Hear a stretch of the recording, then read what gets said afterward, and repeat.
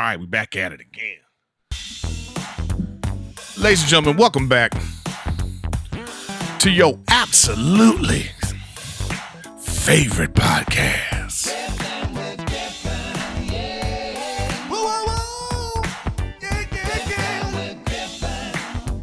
Welcome back to Riffin with Griffin. It's your boy, Erik Griffin. Yeah, we're Griffin. Oh, yeah. Oh, yeah. Whoa, whoa, whoa, whoa. Whoa, whoa, whoa. Whoa, whoa, whoa, whoa, whoa. Welcome to Riffin with Griffin. I gotta reach over and turn it off because, as always, I'm a one-man show. I've gotten some emails from people talking about they want to, hey, I'll be your assistant, I'll be your producer, and I actually am seriously looking into that, guys. If you live in the LA area, or actually, I guess you don't even have to live in the LA area. Just anybody that's interested in really being an intern for Riffin with Griffin to help me take this to the next level. Artists, musicians, all you kind of people that have been, if you want to send me art, you want to work with me, you want to be like, do my thumbnails. If, musicians, you guys have been sending me music this whole time. I'm actually working on a mixtape for Warzone with a buddy of mine, Alex Acosta. He's actually a great musician.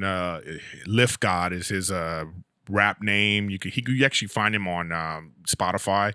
He's, so we actually been collaborating to make some songs to make like a funny, Call of Duty Warzone mixtape, like all based off Warzone. So we got a couple of tracks in gear, and Matic Productions, who has sent me many beats in the past. He sent me a couple of really dope beats. So, look out for that kind of stuff. But anyways, just to say, like, if you're looking to help, if you really like the show and you go, man, if he just did this show would really blow up, or if you think you could be that person, I'd be more than happy to, take your emails and we can discuss it. What's up, guys? It's Erik Griffin. I want to talk to you about Helix Sleep once more, but I want to talk to you about my Helix Sleep mattress. I finally got the mattress, and I got to tell you, it's the best mattress I've ever had. Just the whole mattress process. Usually, you go to the store, you got to pick out a mattress, and they got to come to your house, or you're carrying it up, or you're helping them carry it up. You got to move things out of the way. The mattress is knocking over lamps, and it's just a whole rigmarole. This one, the mattress comes tight in a box. I don't even know how they do it. I don't know how they do it, but that's what happens. It's all tight, and then you open it up, you put it out, and then it just unfolds. Then you have to let it sit till it gets to the shape that you want it in. But it's great, and they made it so easy. It's so comfortable. It was made exactly for me. I mean, this is the important thing about Helix Sleep. It's one of the best things about the whole process is Helix Sleep has a quiz that takes just 2 minutes to complete, and it matches your body type and sleep preference to the perfect mattress for you. Right? You hear what I'm saying? They match the mattress for you.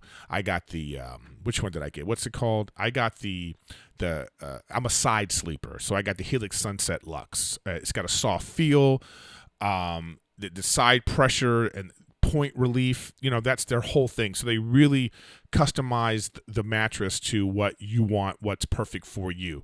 So I got to tell you guys, I highly recommend Helix Sleep. Everybody's unique, and Helix knows that.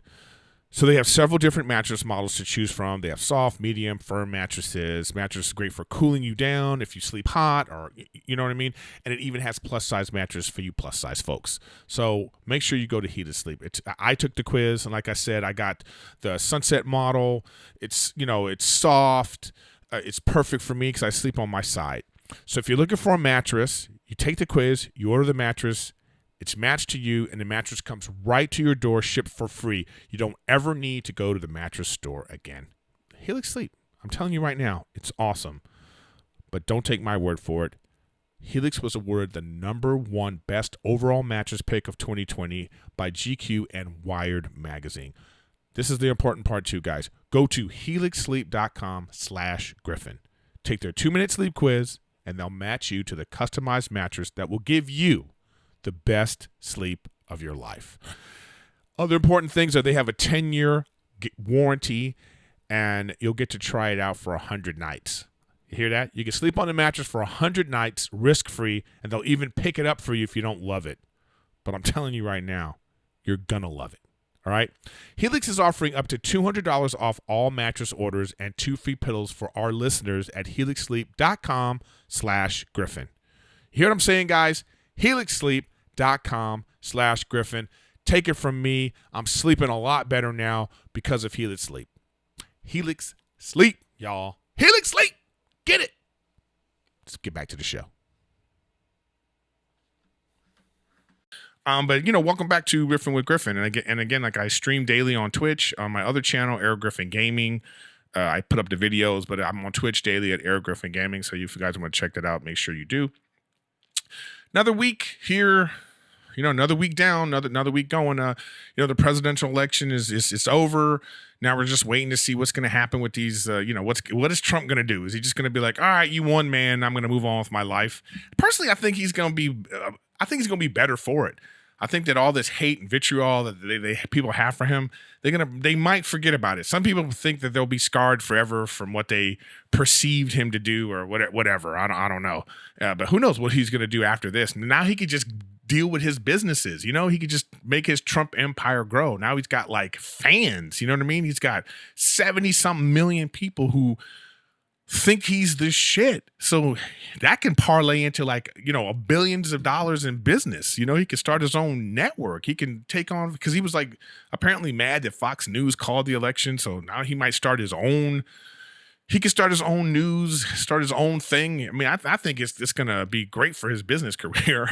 I mean, unfortunately, if you're not a fan of his, it's like, damn, he's going to capitalize on all that he did or didn't do. I'm not trying to talk politics anymore. But, it's like we're not going to know. I just think we're in flux right now until January 20th. If there's going to be an inauguration of Biden and Kamala Harris, who knows? Who knows what's going to happen up to this point? I don't know if they've actually certified their election results. I don't know what's going on with these lawsuits. I don't know. I actually don't know anything that's going on.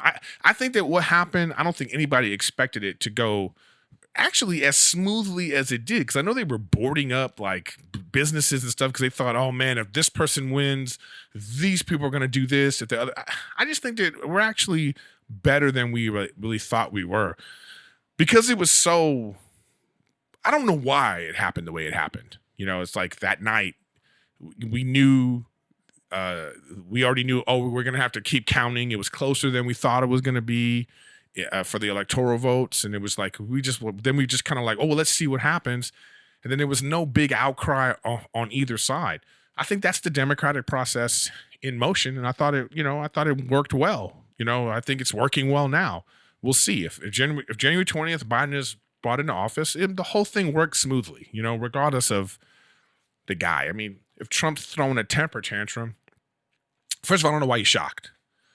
Okay, like if you're a liberal and you've been talking shit about this guy for 4 years, why are you now, oh my, I can't believe, really, bitch? Really? You can't believe he's acting the way you've been talking about him for 4 years now? And now you want to be like outraged still? Like, shut up. Like, you people that are still outraged, shut up. Like, don't be shocked. Just be like, well, here's another day with this guy. Because at this point, like, you're preaching to the choir all the time. It's like, okay, you don't like him. Yes, he did this and that. Yeah, okay, now, oh, look what he's doing. Are you shocked by it? It's like, I'm so sick of it, And so, like, and then, like, if shouldn't he be upset? It's like one of the most hardest, stressful jobs ever. It's such a prestigious job. There's only been 46 other people in 100 years, and you lose your job. You can't take a moment and be like, damn. I mean, I guess if you're supposed to be the president, you're supposed to carry yourself in a certain way, and that's probably what's been wrong with the guy in the first place. But anyways, I got no problem with the dude having a temper tantrum for a little bit, because that's who he is. You know what I mean? Volatile, explosive guy. He's on Twitter. I think he's the first president to ever be on Twitter as much as he is. I don't know if that's a good thing or a bad thing, or what's it going to be moving forward. I don't know. I mean, Twitter it's crazy. Twitter, Instagram, all these kind of products, like it's like being used by politicians. Like, that's the sign of the times. Like, how crazy is that? And I was on Fighter and the Kid. It was great to see those guys again. Always have a good time on that show, so make sure you check that episode out.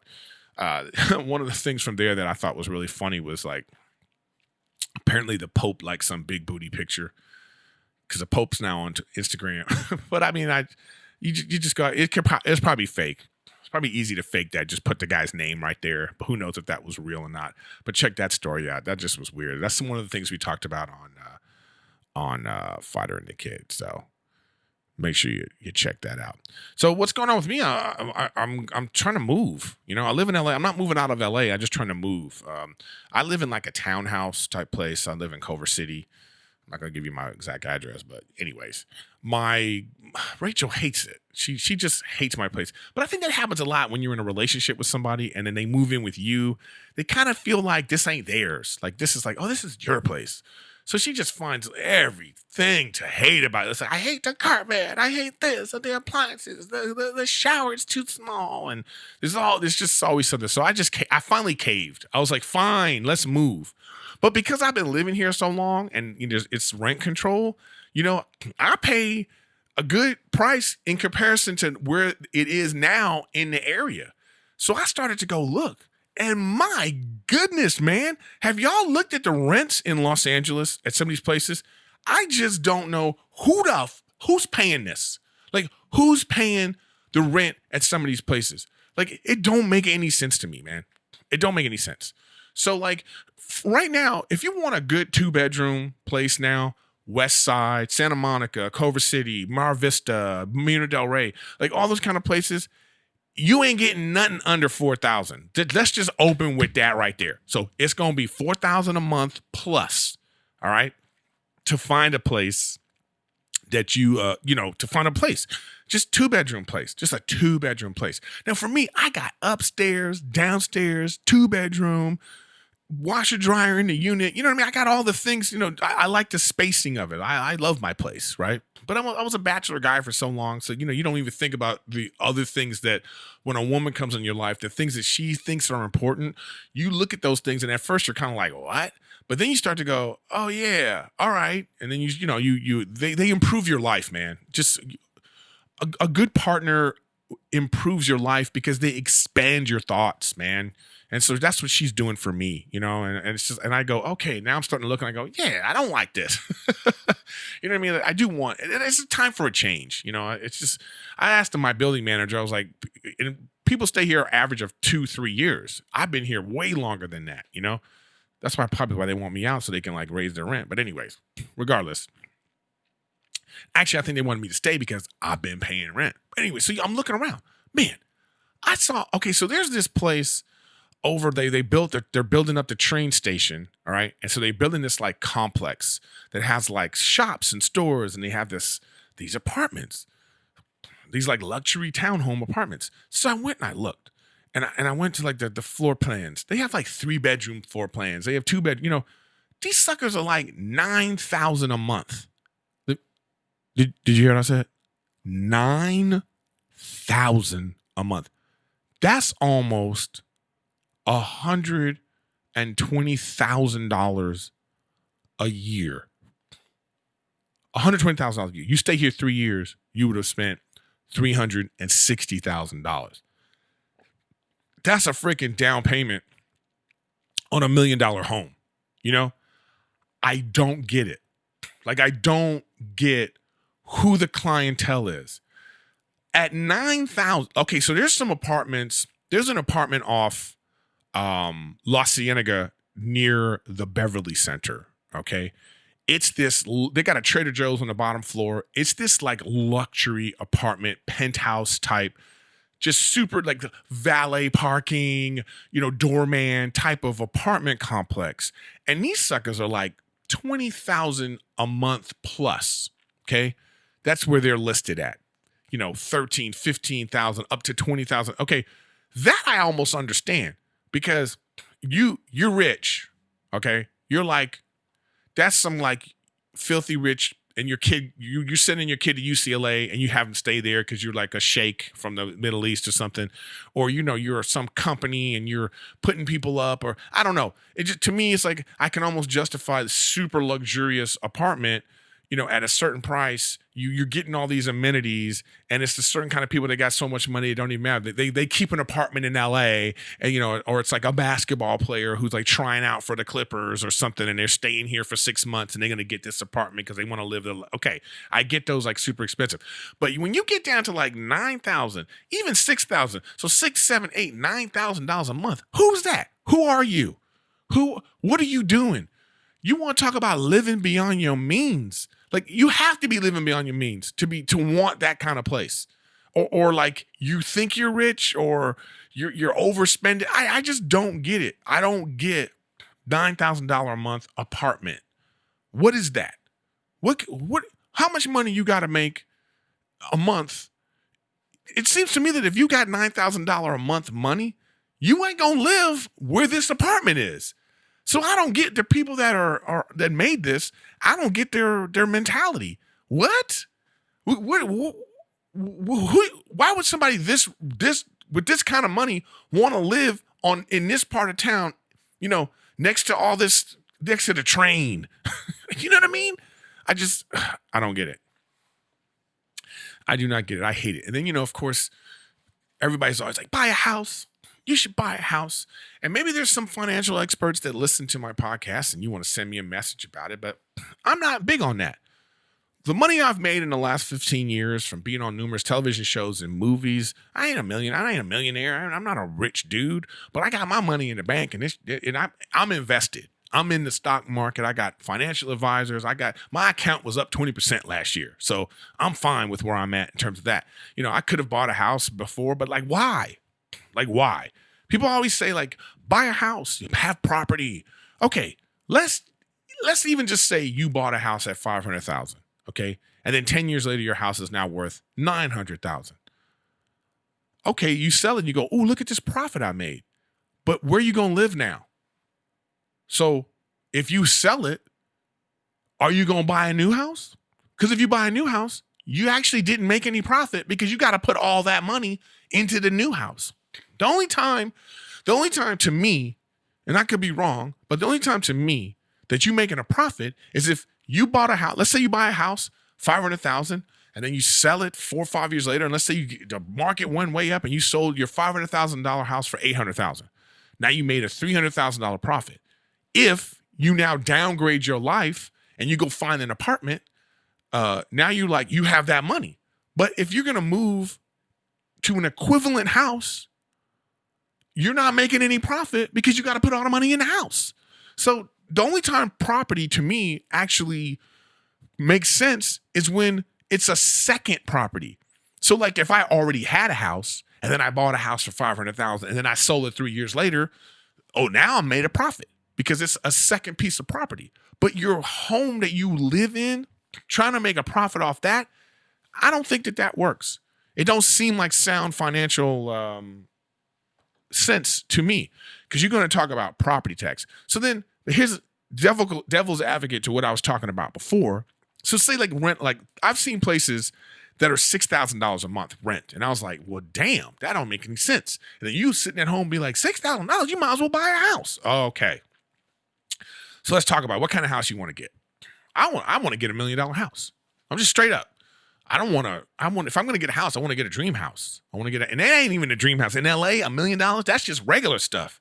Depending on the neighborhood that you live in too. I'm just letting you know right now, in LA, $1 million ain't a lot. So let's say it's $1 million. You got to put down 20%. Okay. You put down 20%, that's $200,000. But so now you're taking out an $800,000 loan over what is the payment going to be on an $800,000 loan? What is that mortgage payment going to be? It's actually a lot. It's pricey as hell. Okay. If I look up, let's just do it right now, because I'm on the fly. I should probably already have this information ready, but this is how I do my podcast. So let's go to mortgage calculator. All right. So here you go. Mortgage calculator. All right. So let's go to the loan. So here, this is perfect. Right on Google. Yes. So let's say loan amount, $800,000. Oh, no, wait. Yeah. $800,000 loan. Okay. 30-year fixed rate at, a 3% interest. If you get that, this is your credit. So your monthly payment is going to be $3,600. Okay, so that sounds pretty good. You know, for some of you, it may or may not be good. I don't know. You have to tell me.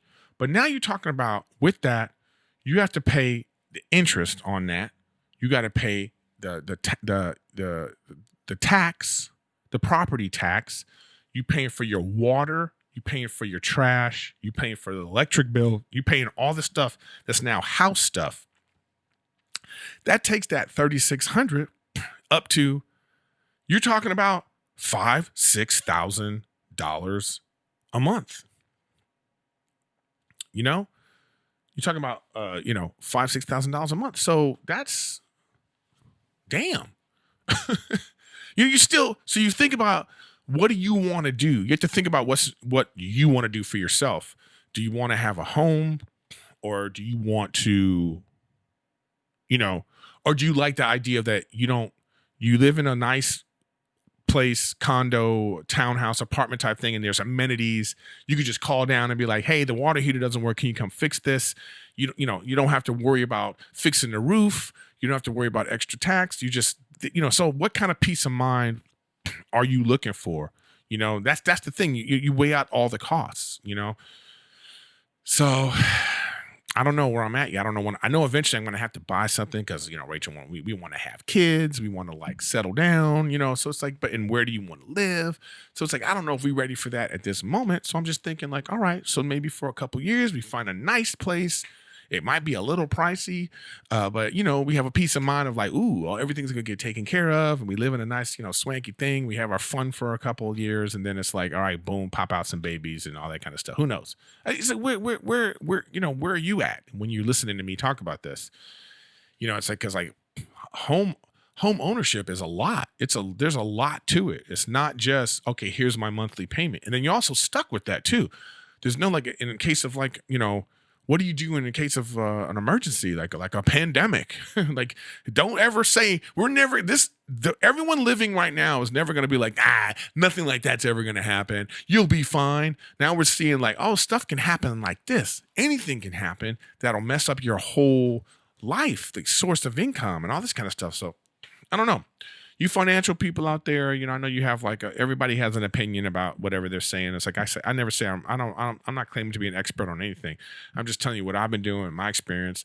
I'm comfortable with. I like having my money on hand. It's in the market. It's in bonds and money markets and all this kind of stuff. So I'm like, I'm cool with that. I'm ready to like at any time. Here, put down money on the thing that I want, and then let's see what it is. You know what I mean? So. I don't know. I don't know what the best thing is. So you let me know.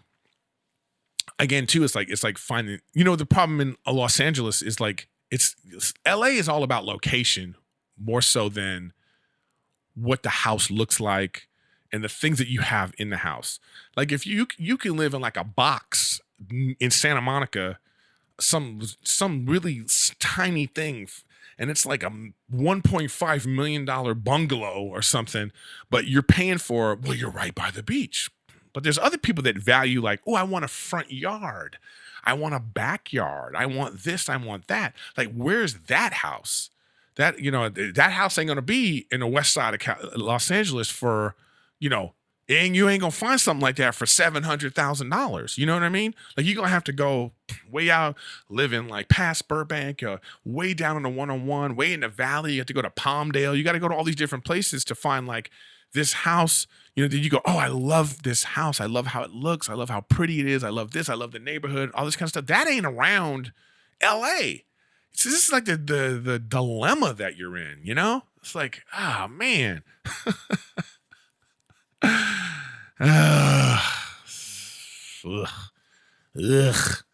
I don't know what to do, guys. It's like, or do I buy some swanky condo? I don't know. And then like this, in this day and age, we don't know where income's coming from. I don't know if, I may never act again for all we know. It could just be like the money that I have in the bank is all the money I'm ever going to have for the rest of my life. Or I'll just be like, you'll see me like, I'll be working at a realtor's office. Like, be like, is that Montez selling me a house? I don't know what the future's going to bring. You guys out there struggling too. You guys are having your own problems with, with money. There's people listening to this right now being like, damn, I wish I could talk about $1 million house. And you're just trying to make ends meet. So I totally get it. We're all in different places. You know what I mean? Like for me, my peer group, I see all these people making all this money doing their podcasts, and they're making like, they're making so much money, and I'm just struggling to get by. Well, my reality is like, I'm like, damn, I'm trying to get by. But then there's people listening to be like, man, I wish I was making money playing video games and all the things that I do. So it's like the grass is always greener on the other side, but it is what it is, guys. So we just gotta like do the best we can and try to find our happiness. What makes you happy? And I'm trying to find that too. And I just never have been someone that wanted to own a home. I've just never been that guy. I feel like I'm an East Coast guy living in Los Angeles, because there's people that live in the East Coast, like they rent their whole life, and they're fine. They got disposable income because of that. They're traveling, they're doing all kinds of stuff because their money isn't tied up in, imagine having to tie up like $200,000 or $300,000 of your money in a home. It's just there. You can't do anything with it. Maybe you borrow against it. I don't know. It just, to me, it's like, well, what do I do? Like, how do you manage this? Like how do you justify it to yourself? It's just what you find important. Some people are the kind of people that like, I need to have a yard. I've always wanted to have a yard, and that's your dream. For other people that might be like, no, I'm cool with living in this, nice apartment that's like, it's off the beaten path, and all my money is in the market, or whatever your thing is. So I don't know. You guys tell me in the comments, like, what's your, I'm trying to weed through the trolls. There's so many trolls in the comments. So I'm just trying. Occasionally I find a good gem of a comment where they're really engaging in what I'm saying. They give a nice back and forth of like, hey, this is how I feel about this. I would love to hear your thoughts about what you think the best thing is, or even your own personal story of like, well, I like living this way, or whatever. You know what I mean? So I don't know. What's up, guys? I'm here to talk to you about Lucy, and I don't mean I love Lucy. So Lucy Nicotine is a company founded by Caltech scientists and former smokers. They were looking for a better and cleaner nicotine alternative. Finally, guys, a tobacco alternative that doesn't suck. Because they suck most of the time. This one doesn't. It was researched and developed for 3 years to be made for people, not patients. That's an important point, because the people that developed it, they were smokers, and they were like, hey, let's do something that they themselves would like, and they came up with this. Lucy has created a nicotine gum with 4 milligrams of nicotine that comes in 3 flavors: wintergreen, cinnamon, and pomegranate. Lucy also has a lozenge with 4 milligrams of nicotine and a cherry ice flavor. Each and every flavor actually tastes great. And it's convenient and discreet, which is important too. You can have it everywhere. Usually, somebody's pulling out a cigarette, and that's just annoying. They got to go outside, no matter what the weather is.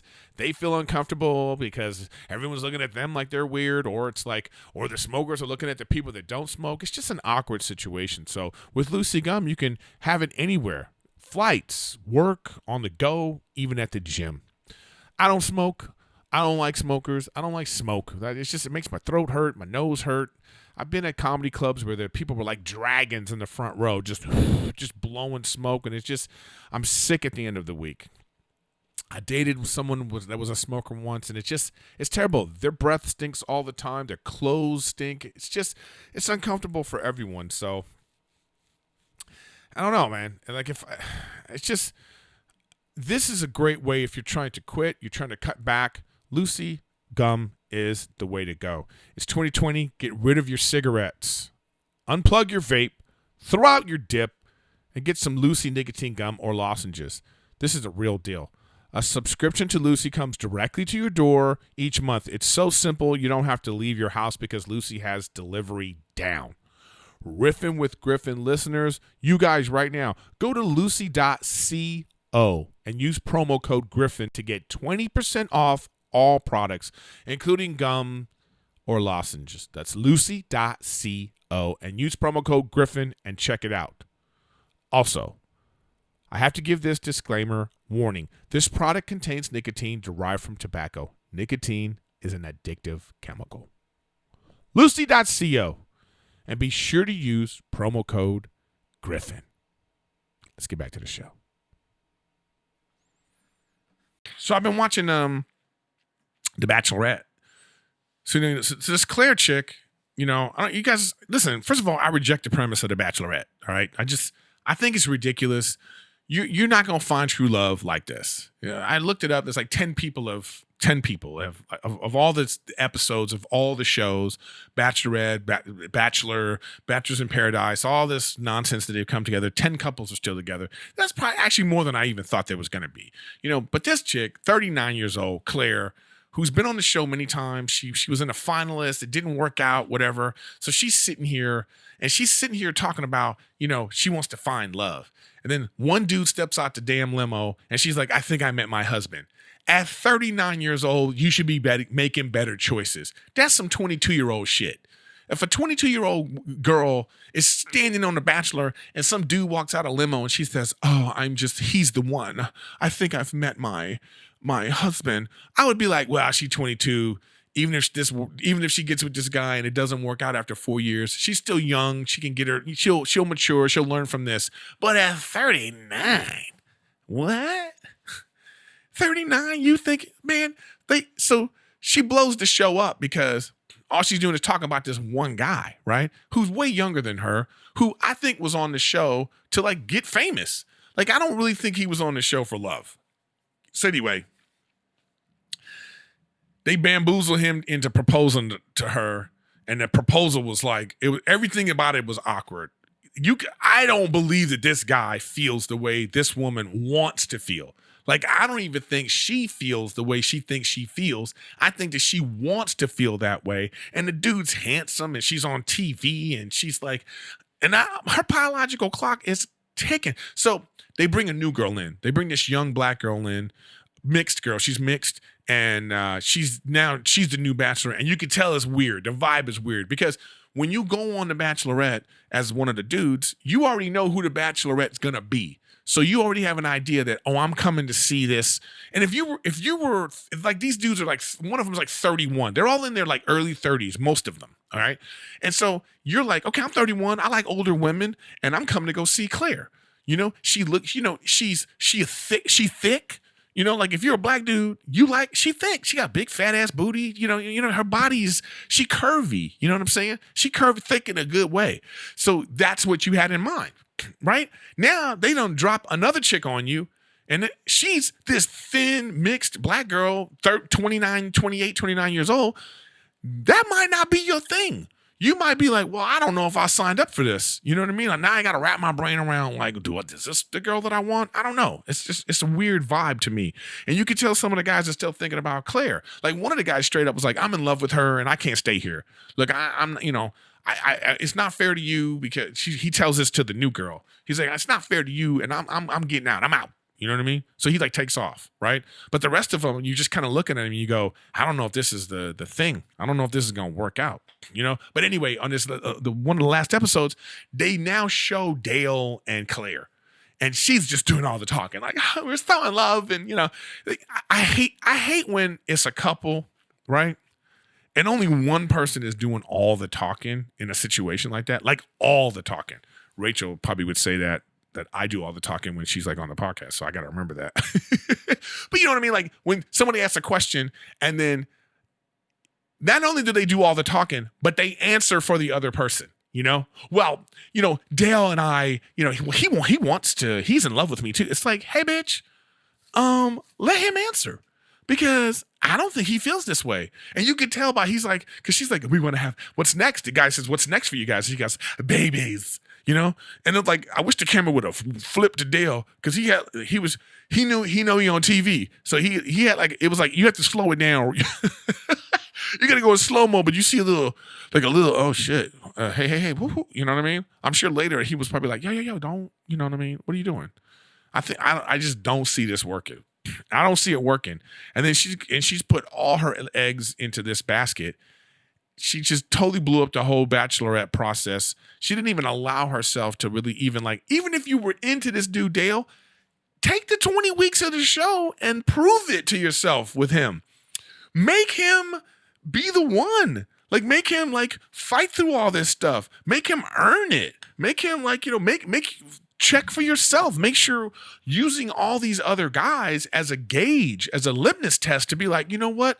I don't know if because of how this guy treats me, I really realize Dale isn't one. Or you go, because of how this guy treats me, I think Dale needs to do a little bit more. And then you could even say to him, I wish you were doing a little bit more because so-and-so was doing this, and see if he rises to the challenge. She didn't even give herself a chance to do any of that. It's so stupid. Okay. I'm just telling you right now, it's the dumbest.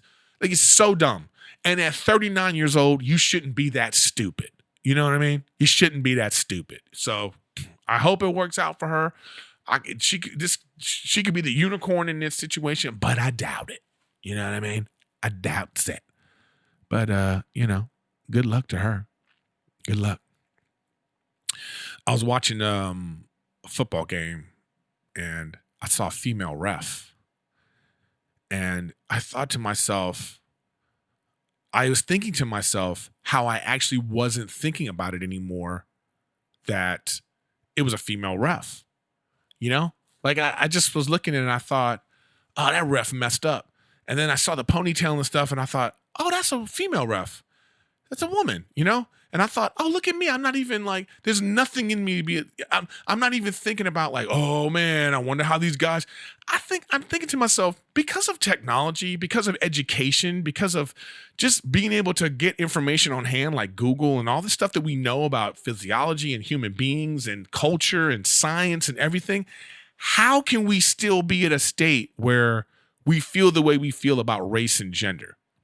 I think I always thought we were way more sexist than we are racist in this country, especially just the United States. I've lived in the United States my whole life. I've traveled all over the world, and the world hasn't caught up yet. Like, you want to talk about sexism? There's some sexism going on in other countries that you'd be like, well, damn, right?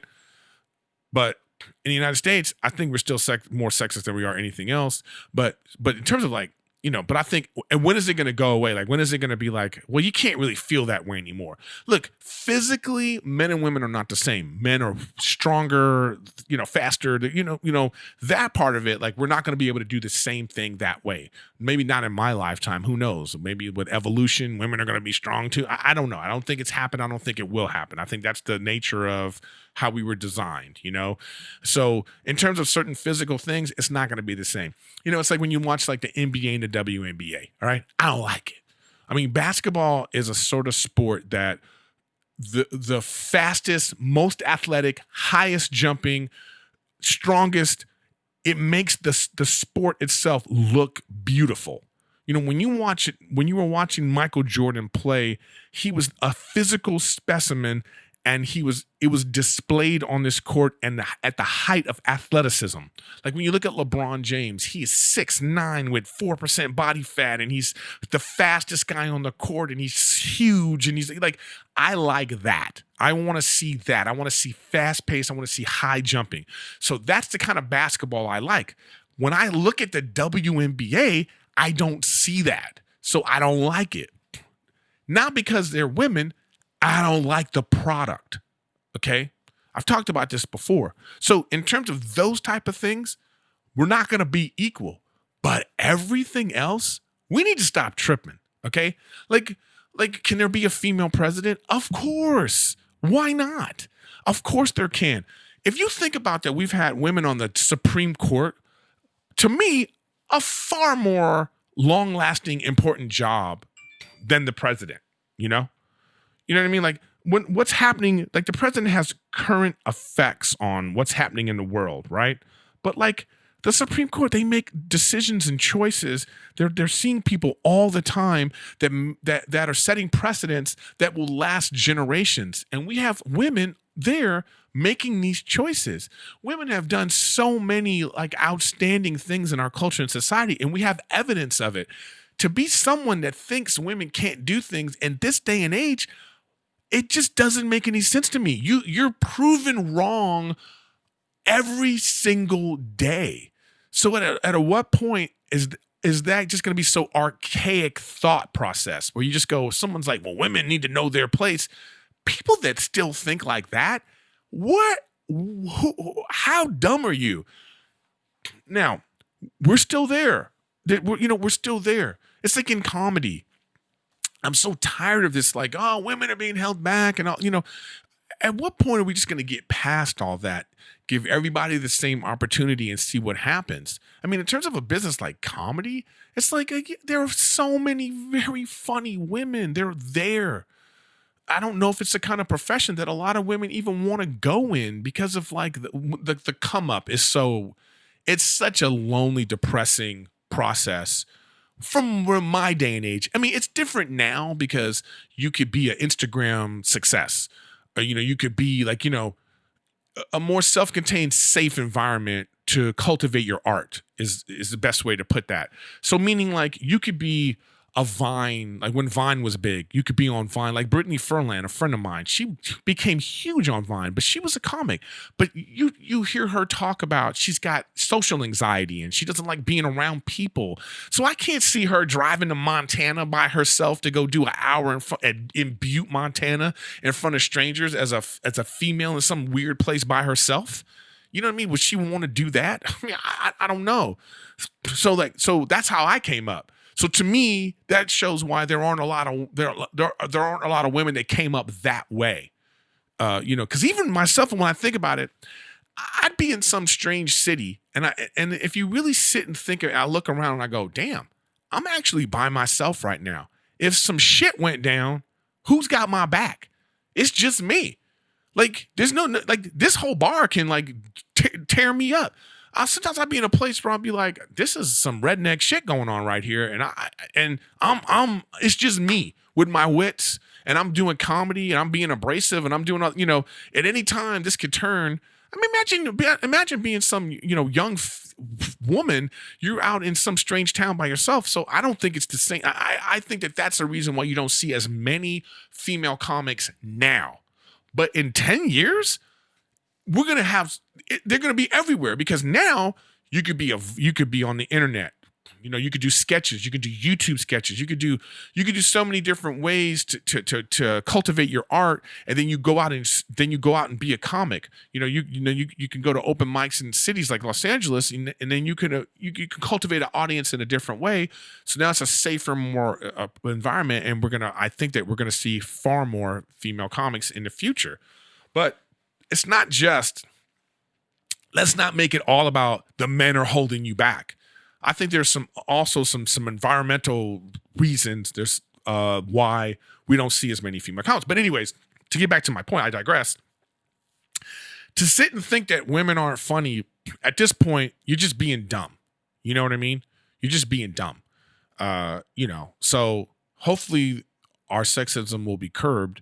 But when I really think about so I bring this up to talk about when I think about racism now, at this point in the world, how can you still be what is your reasoning? What's your rationale to be racist? If you're a racist listening to this, but you're probably not, unless you're looking at it for research to be like, let's see what these jigaboos, or, I don't know who you are out there, that if you or if you're some secret white power person, or if you're one of these people that has these thoughts that, the white man is superior, that's already been proven wrong. That's already been debunked. It was debunked in 1930, the Hitler was talking about the Aryan race, the superior race, and then freaking, was it Jesse Owens or whoever that was, demolished. You know what I mean? If you're a white person and that thinks that white people are superior, in what? Because it's not athletics. You know what I mean? It's never going to be athletics. Maybe, who knows? I don't see it happening in my lifetime. What I'm saying is we already have empirical data. We have facts and data. How can you still feel the way you feel? If you're somebody that's I wonder how it must be for people who are a generational racist, and you think white people are the best, right? And then you turn on the TV and, you must not watch the NBA. You must not watch, even in the NFL, which is still a good old boy thing. Look how many black quarterbacks there are. 5-6 more years, it's going to be all black quarterbacks, athletic quarterbacks. Even if it's a white, they're going to have to be athletic to play that position. And now it's we're going to look back. Remember when all the quarterbacks were white? That's how it's going to be. It's the black athlete. It's already proven that the black athlete is superior. So how are you still a hater? I'm saying is, You can't use that as your reasoning for hating. Like so many, you look at someone like LeBron James, who's this like superior, God-given, just the genetic lottery he won. And but he's also brilliant. He's going to be a billionaire because of his business ventures and all that he does off the court. You know, it's like, what rationale are you using to hate black people? What is it? Please justify it. And then you want to talk about, then there's people that talk about, well, look at the crime. You know how many crime-ridden, poor white neighborhoods there are too? Then that has nothing to do with race. It's about economics. It's about what's going on in those neighborhoods, what's going on in those school systems, what resources are we putting? You can trace it back. We have data now. We have 30, 40 years of information to look and say, you know what, this neighborhood's bad and it has a lot of crime? Well, there's liquor stores on the corners, there's gun shops, there's the educational system is broken down. We now can look at it and see all the reasons why these things happen. They have nothing to do with race. So how are you still racist?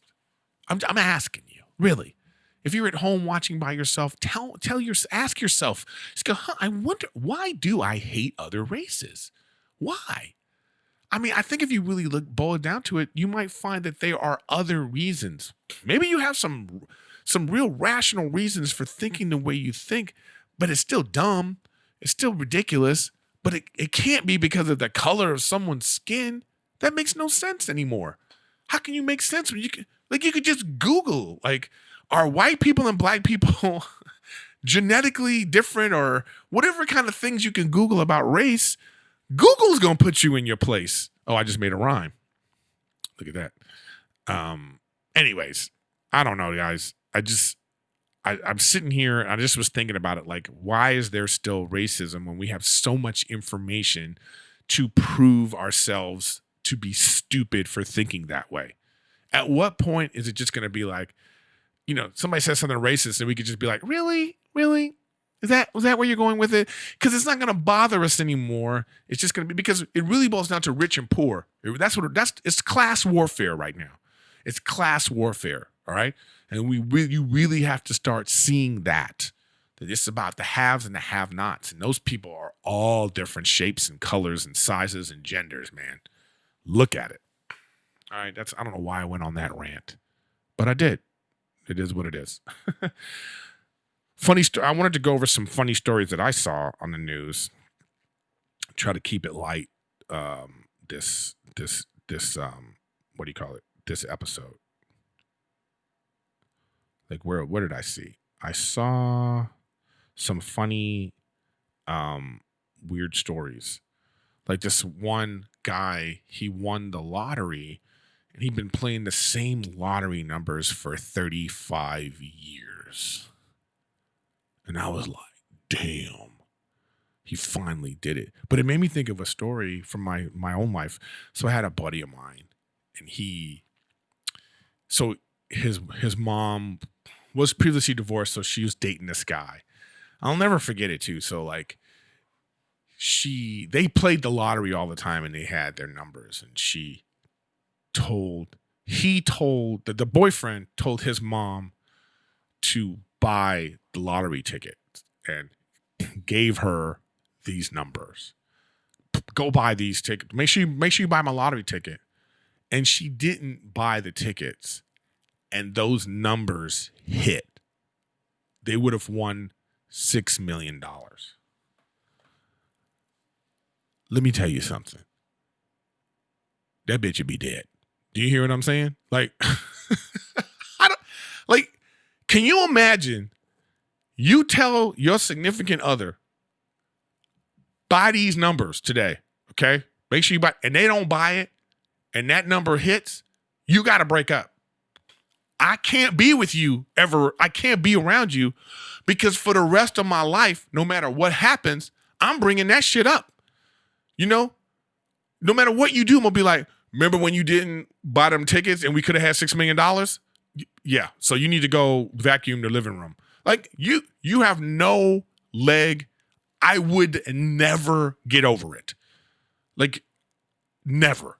Would you get over it? I would never get over it. Like for the rest of my life, I would look at this. I couldn't stay with you because I would look at you and be like, you cost me $6 million. Like, bitch, get out of my face. Like, go. You need to leave the country. I need to be far away from you because you cost me $6 million. It's just weird. But I don't know. You imagine this guy, after 35 years, you finally win. But that's just still luck. I mean, it's all luck. I mean, God, how many times have you ever thought, God, if I won the lottery, what would you do? What would you do if you guys won the lottery? You know? I always say if I won the lottery, I would call all my friends. Yeah, you ain't ever gonna see me again. It's a call from Erik, from the Caribbean. I'll be on an island someplace. What would you do if you won the lottery? Like, I don't know. What's the first thing you would do? Like, you see the number. You're at home.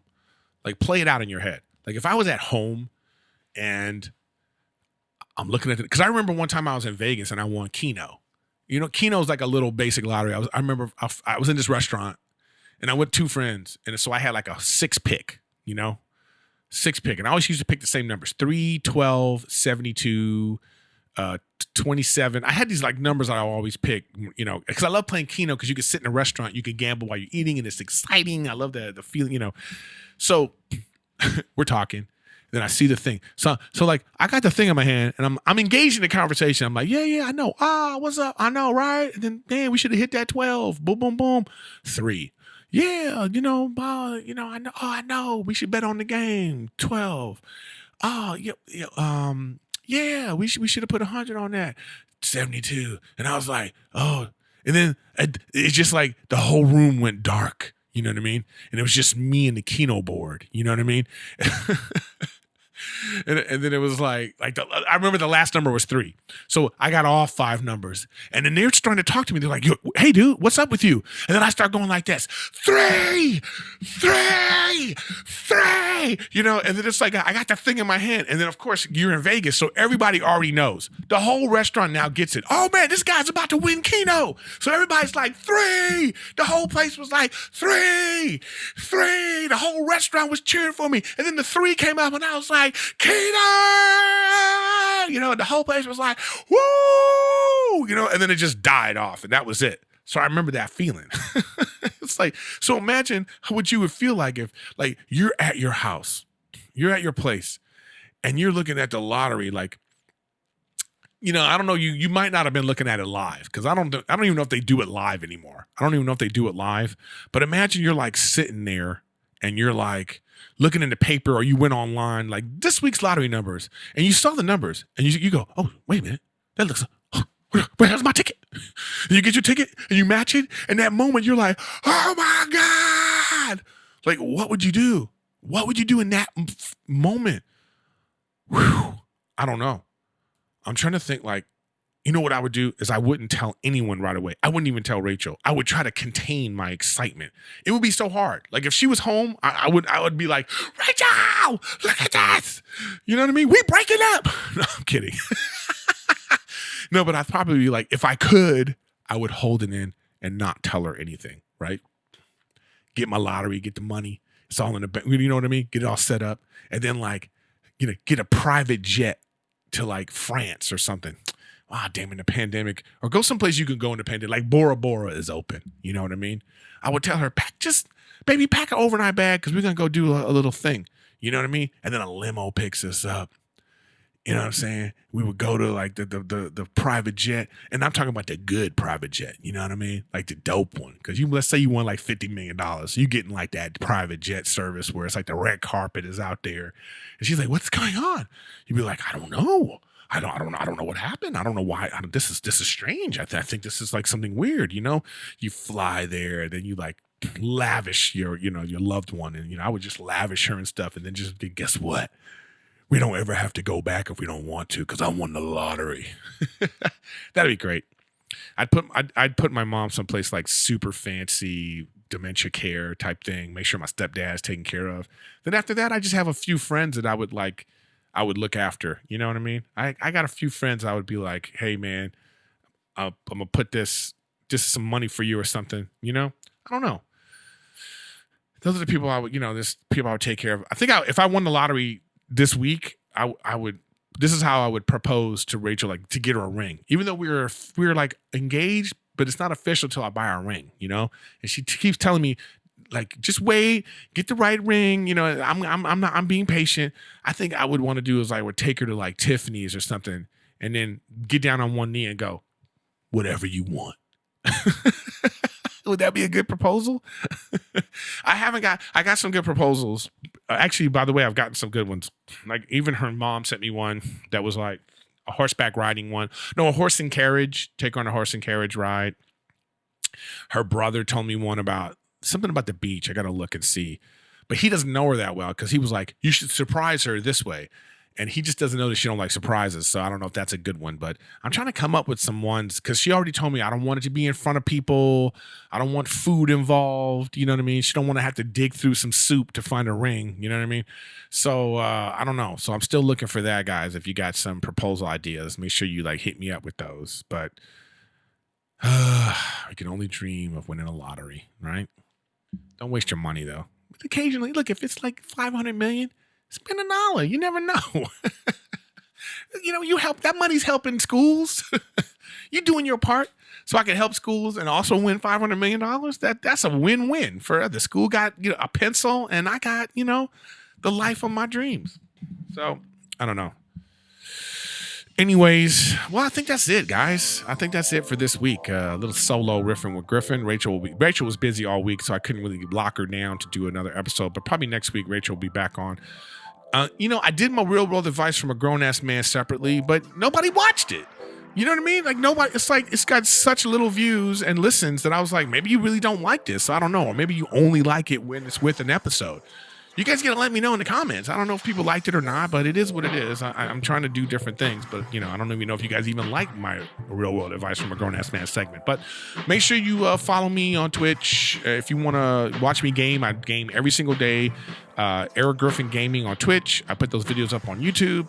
I've been doing this thing where they have like private Warzone matches, so I'm doing that with the fans on Saturdays. So Saturday morning, 11 a.m. Pacific time. I'm doing private Warzone matches, and it was so fun last week. You can look at my Instagram and see some of the things that we did just to have like 60, 70 people, like, that you sort of know, that we interact with all the time. Or, you can have, you could bring your friends too if you want to come.